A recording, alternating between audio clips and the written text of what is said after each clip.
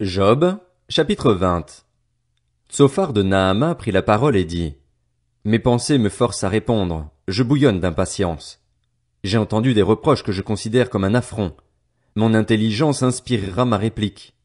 Ne sais-tu pas que depuis toujours, depuis que l'homme a été placé sur la terre, le triomphe des méchants a été de courte durée et la joie de l'impie momentanée?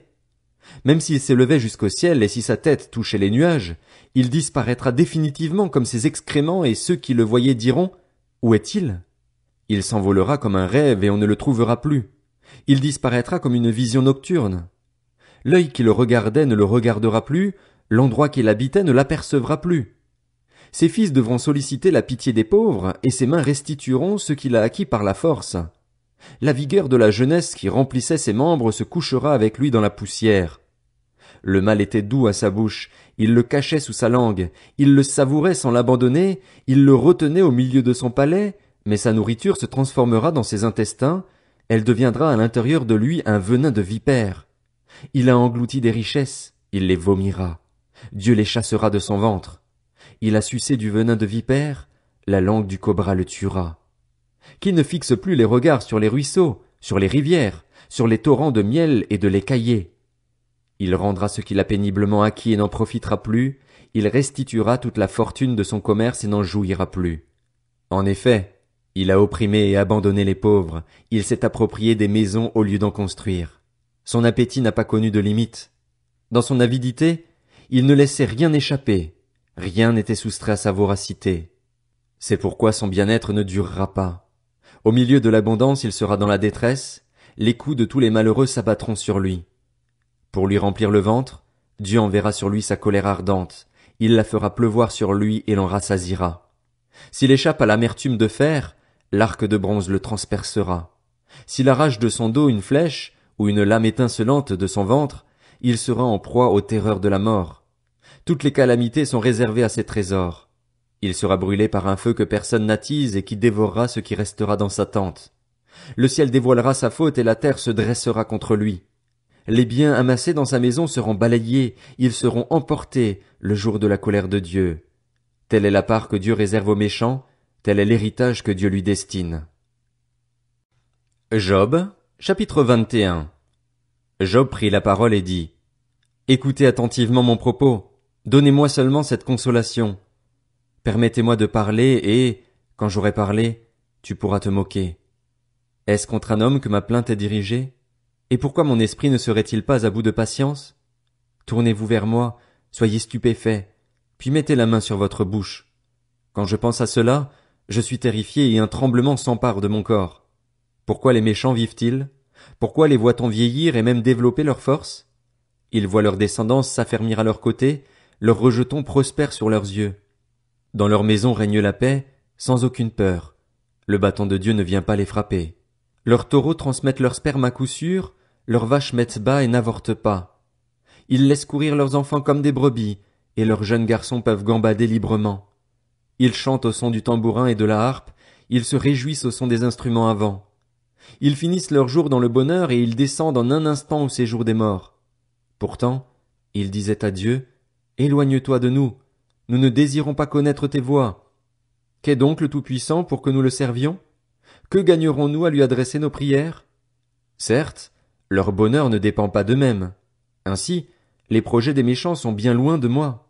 Cependant, arrive-t-il souvent que leurs lampes s'éteignent, que la misère s'abatte sur eux, que Dieu leur distribue leur part en fonction de sa colère, qu'ils soient pareils à la paille emportée par le vent, à la balle enlevée par le tourbillon?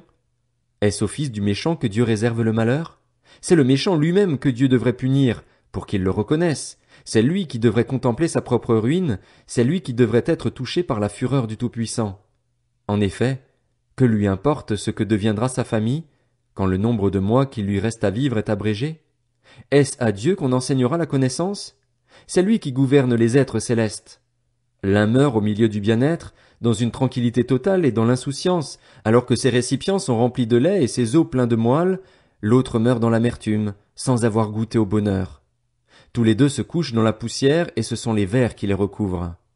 Je sais bien quelles sont vos réflexions et les pensées violentes qui vous animent vis-à-vis de moi. Vous dites: Où est la maison du grand homme? Où est la tente qu'habitaient les méchants? N'avez-vous pas interrogé les voyageurs? Allez-vous négliger leurs témoignages? Lorsque vient la misère, celui qui fait le mal est épargné. Lorsque la colère déferle, il y échappe. Qui lui reproche en face sa conduite? Qui lui rend ce qu'il a fait? Quand il est emmené au cimetière, on veille sur l'emplacement de sa tombe. Les mottes de la vallée sont légères pour lui. Chacun se joint au cortège qui le suit, une foule innombrable le précède. Pourquoi donc m'offrir des consolations sans consistance? Vos réponses ne sont que tromperies. Job, chapitre 22. Eliphaz de Théman prit la parole et dit: Un homme peut-il être utile à Dieu? Non, le sage n'est utile qu'à lui-même. Cela fait-il particulièrement plaisir au Tout-Puissant que tu sois juste? Si tu es intègre dans ta conduite, qui gagne-t-il? Est-ce à cause de ta piété qu'il te corrige, qu'il entre en jugement avec toi? N'as-tu pas fait beaucoup de mal? Tes fautes ne sont-elles pas sans limite? En effet, sans raison tu réclamais des gages à tes frères, tu privais de leurs habits ceux qui étaient presque nus.